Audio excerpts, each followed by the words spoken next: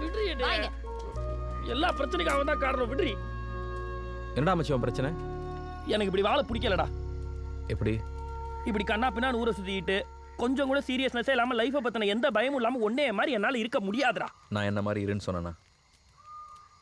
இல்லை. சரி, நீ எப்படி இருக்கணும்னு ஆசைப்படுற?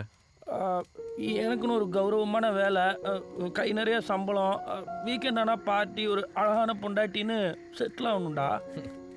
எப்படா மச்சி இவ்வளோ வித்தியாசமாக யோசிக்கிற? ஓ, என்னோட கனவுலாம் உனக்கு நக்கலாக இருக்குல்ல? நக்கல் இல்லை மச்சி. இந்த உலகத்தில் மக்கள் பல ரகம். உனக்கு பிடிக்குதோ இல்லையோ ஏதோ ஒரு வேலையை பண்ணி நிறைய பணம் சம்பாரிச்சு அதை சேர்த்து வச்சு தேவையில்லாத பொருள்லாம் வாங்கி அதுக்கு இஎம்ஐ ஜிஎஸ்டி கட்டி இந்த சமுதாயம் நீ எப்படி இருக்கணும்னு எதிர்பார்க்குதோ அப்படி வாழ்கிறது ஒரு ரகம். இதோ உட்காந்துருக்கானுங்க பாரு, இந்த உலகமே வேணான்னு போதையில் வேற ஒரு உலகத்தை தேடிட்டு இருக்கானுங்க. இவங்க ஒரு ரகம். நம்ம மனுஷனாக பிறந்ததை எக்ஸ்ப்ளோர் பண்ணுறதுக்கு தான் வச்சு இந்த காம்படிஷன், ப்ரெஷர், ஈகோன்னு சம்மந்தமே இல்லாமல் இந்த சமுதாயம் நம்ம மேலே திணிக்கிற விஷயத்தில் மாட்டிட்டு தவிக்கிறக்கில்ல.